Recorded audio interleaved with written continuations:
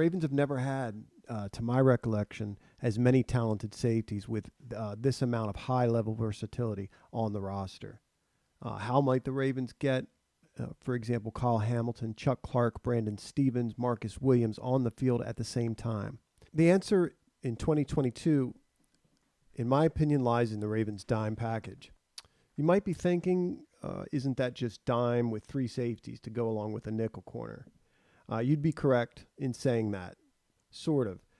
In all likelihood, one of our safety types or our true safeties would play nickel corner in this package. I think the answer to the question isn't that just, a 3 safety look, not a 4 safety look with a nickel, although by definition that's what it'll be. But the answer to that question lies in these players' versatility. What these 4 players, let's say along with Geno Stone and Ardarius Washington, offer so much as it relates to versatility, as it relates to disguise.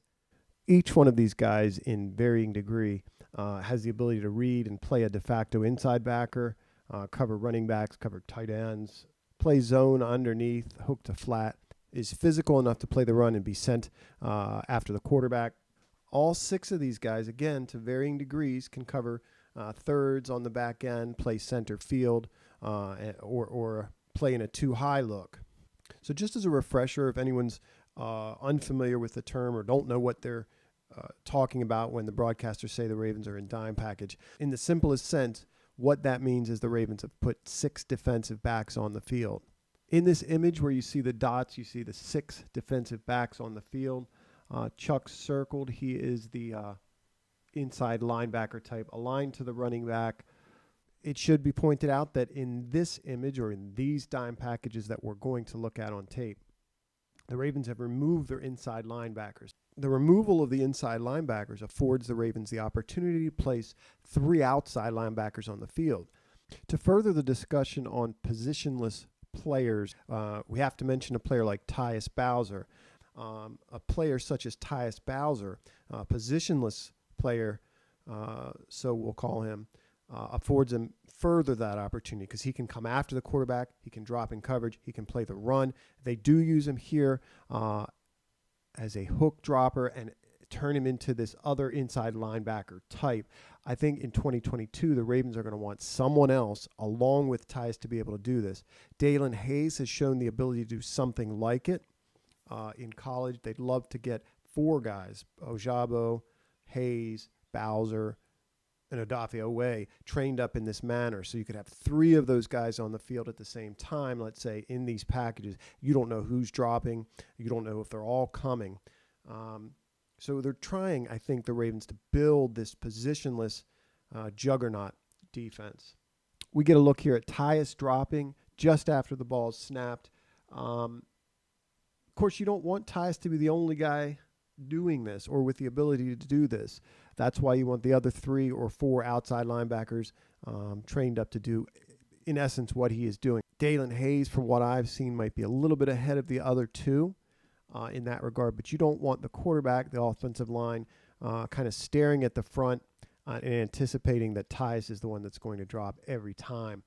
Tyus in his drop really doesn't get depth because he's trying to get a jam, and they end up sneaking this football behind him on this kind of delayed slant to the tight end. Waller, Chuck comes over and makes a nice physical play on the ball carrier. Watch it again.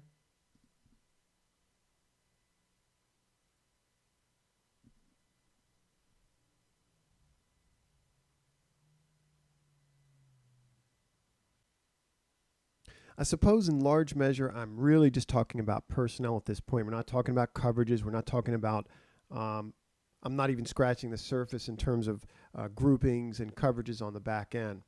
Just as important and equally interesting is the idea of how the Ravens generate pressure with those 3 outside linebackers. You see in this particular look, Elliott at the line, he's going to drop, look to kind of wall and or carry any crosser, probably in the form of this number 3, this tight end. The Ravens get good pressure with Houston winning outside, a stunt to this side. This is early, obviously. Week 1, McPhee cleans that up.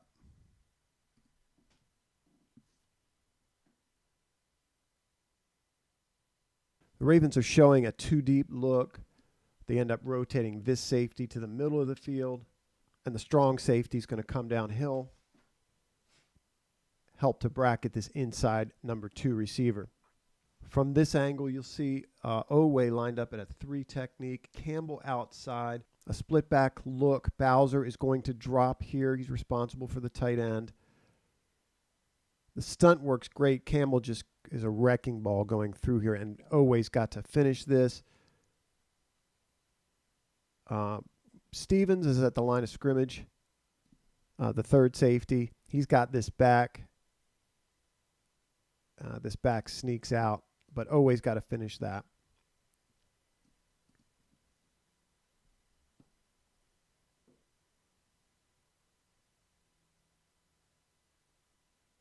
I'm hoping we see the Ravens in more dime packages this year. Part of that assumes the idea that if the Ravens are in more dime, they've gotten up big on a team, and the team is having to throw late in the game. As to the idea of getting 4 safeties on the field, that does mean removing someone, let's say like Kyle Fuller, and replacing him with Brandon Stevens or Ardarius Washington.